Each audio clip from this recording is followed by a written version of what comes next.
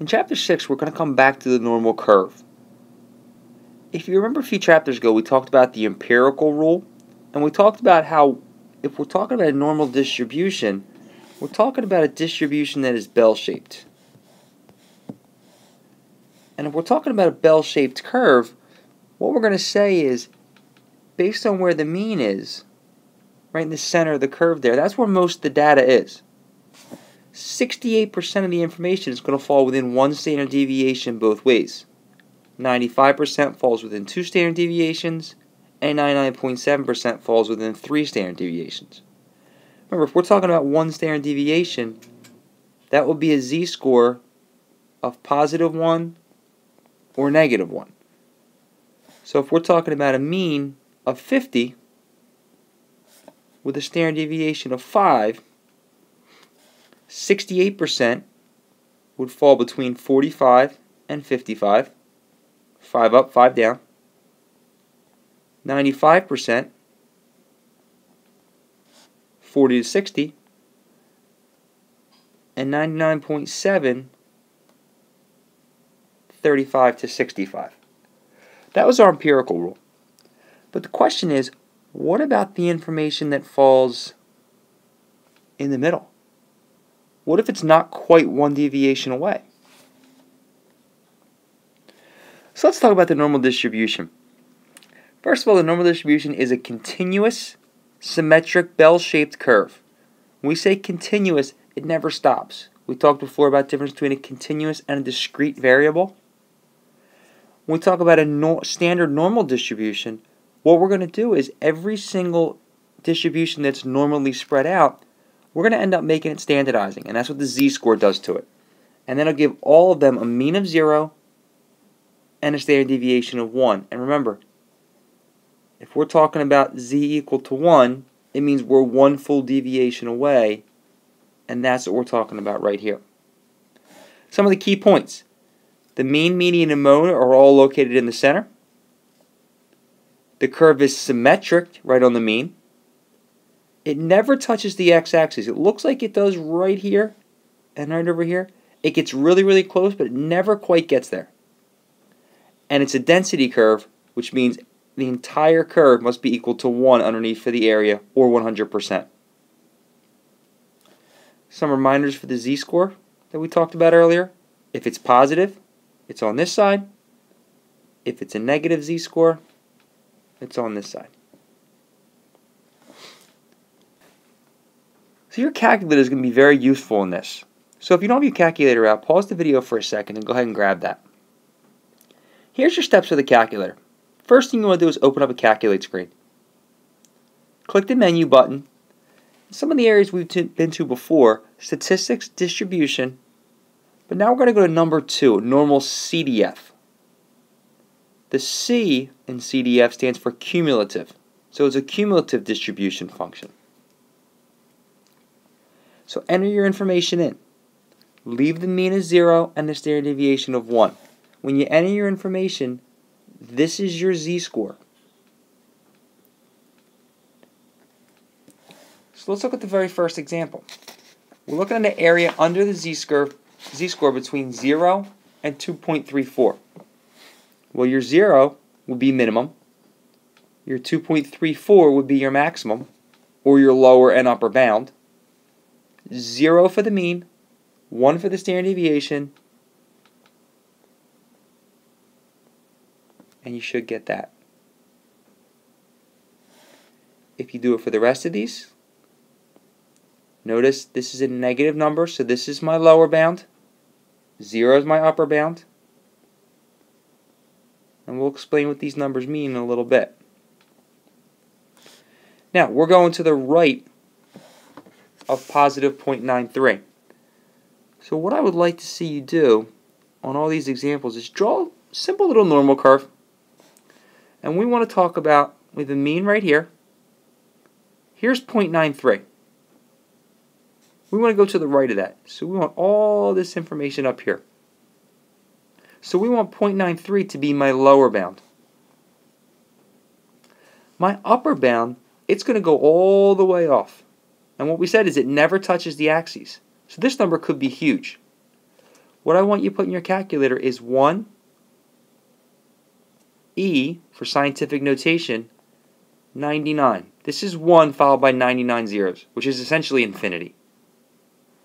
If you put that in as your upper bound, again 0 and 1 for your mean and standard deviation, you should get this for your answer. We want to go to the left of negative 1.65. There's my mean. We're going to the left-hand side, so negative 1.65 is my upper limit.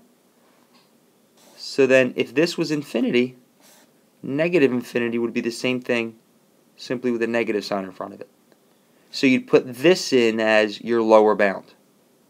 Negative 1.65 as your upper bound. And you find out that this ends up being your answer. In this one, we're going above this number and below this number. So we want this area. I have to put this in first, then do this, and then add those two numbers together. And when I do the pieces, I'm going to end up with 0.135 for above 1.11. 0.27 for below negative 1.93. Add them together because we're talking about two things. And this ends up being my area. What these numbers represent is the area under the curve.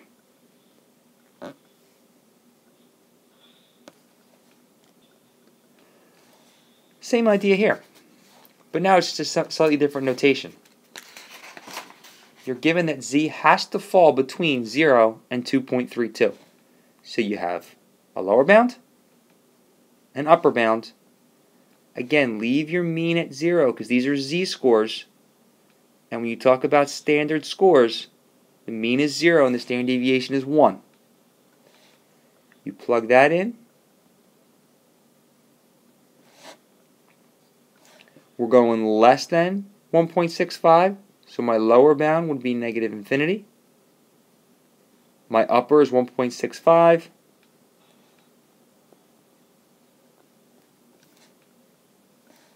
I'm going above. So I'm going up to infinity.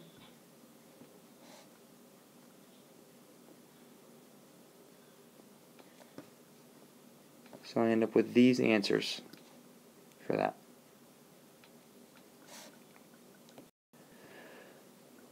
What if they give us the area under the curve? And we have to go back and find the z-score. Well, again, our calculators can be very helpful. So we're going to the same location. We're still going to distribution. But this time we want number 3, inverse norm. What inverse norm is means we're given the area and we're trying to find the z-score. When we did normal CDF, what we were looking at is we were given a z and we were trying to find area.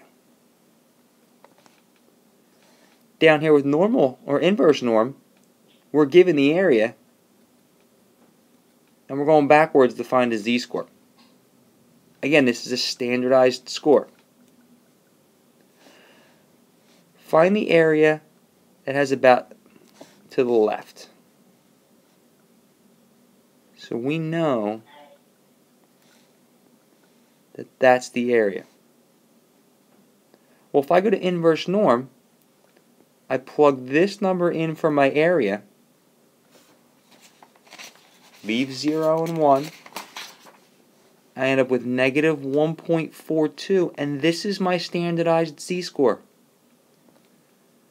We're talking about less than the mean, considerably less than the mean, between 1 and 2 deviations below the mean, which makes sense because we know that the mean would be 50% of the information is on the left and 50% is on the right. So this is less than 8% of the data. So it's going to be very far to the far left-hand side extreme. Now we're going to put this in. When we draw this picture, we're going above, because we're going to the right. I cannot put this number in because it will always be to the left. Well, if I know this is 0.1188, to the left is simply just going to be the complement.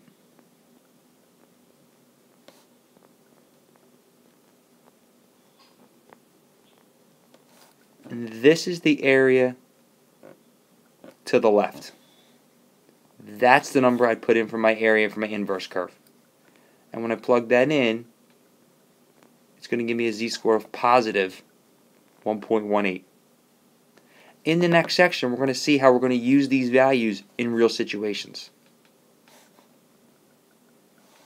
What if you're given a picture? Same exact idea. The area in this case, we're talking about to the left, so I'd simply plug that number into inverse norm. I know that my z-score has to be negative. And I know that because this value is smaller than 0.5, which means my mean is right here. So it's got to be a negative z-score.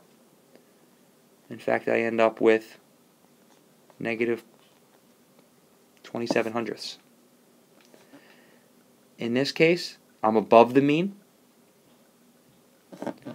If I subtract these,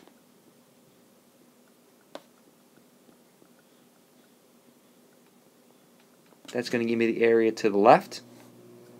That's the number that I would plug into inverse norm. My z-score ends up being positive 1.16. This is going to be very, very useful in the next section. Right now, we're just getting used to the calculator, just getting used to finding the z-scores or finding the area under the curve. What that means and how we're going to use it is what we'll look at next.